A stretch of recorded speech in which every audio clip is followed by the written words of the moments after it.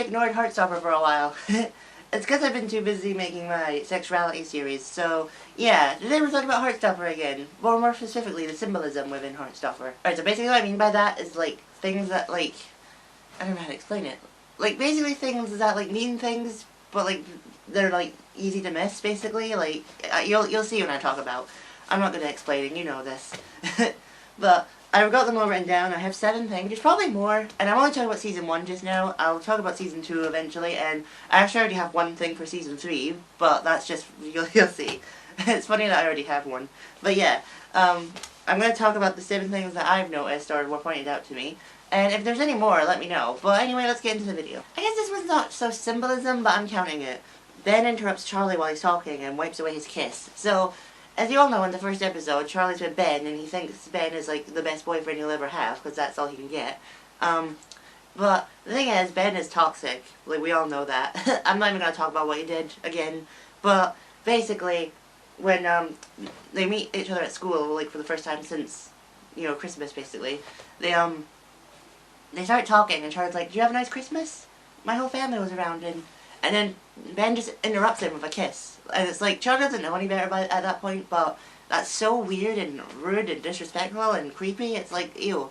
And then when the bell rings, he immediately wipes away his kiss, and it's like, come on, that's so toxic. And I should have wrote this down, but I'm just going to quickly mention it. He ignores Charlie throughout the whole day, like, pretends he doesn't even know him, and says to people he doesn't know him, which that doesn't mean you like him just talking to him. So yeah, Ben is toxic, and that's, like, the symbolism around that. It represents how toxic Ben actually is, that he can't even keep the kiss on his face. I'm just going to talk about this one really quickly because I've already made a whole video about it, but the way blue and yellow are used in the show. So, TLDR, Nick is associated with blue, Charlie's associated with yellow. Basically, the colors represent the fact that Nick is not out yet, but Charlie is. But as the series goes on, when Nick starts to realize who he is, he starts to wear green, which is obviously the middle between blue and yellow.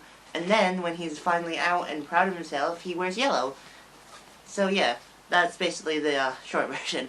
But if you want to hear that in full detail, go watch my video.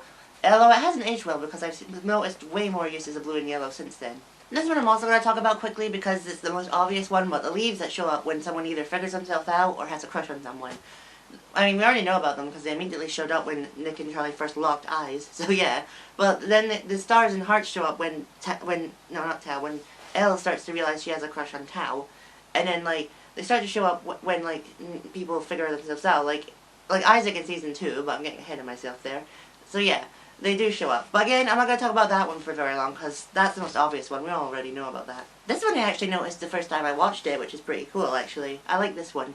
Imogen is covered when Charlie looks at Nick, but uncovered when Tao looks at Nick. Okay, so as you all know, in episode 4, yeah, Imogen asked Nick out, and Tao and Elle overheard that and are not sure how to tell Charlie. But no one knows that Nick and Charlie are actually going out at this point. So, I actually really think this one's cool, because Nick doesn't know how to let Imogen down, especially since her dog died, because of course it did. And then, when Tao and Charlie leave, like, the school, and, you know, get bullied by Harry, obviously, and, like, walk away, Charlie looks back at Nick, and, like, you can see Nick, but there's someone in front of Imogen, but then he looks away, and then Tao looks at Nick, and that person's walked away, and Imogen's in the frame. So it's like, that's actually really clever. I like that, because it's like showing that Charlie still doesn't know about this date, because Nick hasn't told him, and Tao hasn't told him yet. So I like that. That's really clever.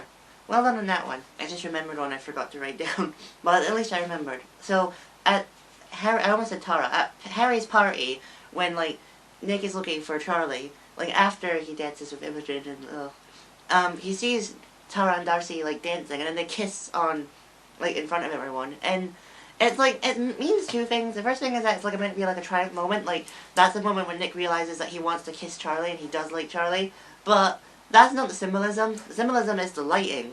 If you look really closely, when it goes to Nick, just smiling, watching him kiss, which can be taken out of context now that I've said that, the lights are flashing in the bicolors, which is foreshadowing, obviously, but I think that's really cool. I saw that on Twitter when I was on Twitter, but I'm no longer on Twitter. But yeah, I think that one's really cool. I like that. Alright, the last one for this video, the painting behind Nick when he comes out to his mom. Now, the painting, like, if you look, is like flowers, and it's clearly an Alice Oseman's art style, which is cool. But the thing is, the painting is meant to represent, because in the books, in this scene, the scene happens the exact same way, but the thing is, the flowers basically surround Nick, like, you know, like the leaves do, because they do that in the books. But, yeah, this is meant to be, like, represent that. I guess it's not symbolism, it's more like a representation of what happened in the books, but, like, I'm counting it, because I think it was really nice, and this is one of my favorite scenes, you know, this is the scene that makes my mom cry. But, yeah, I do like it, it's really nice.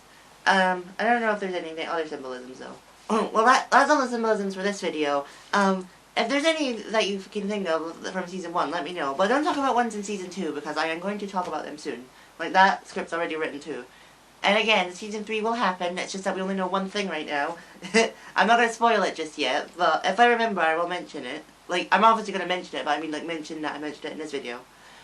Wow. Anyway, I'll see you all next time. Bye!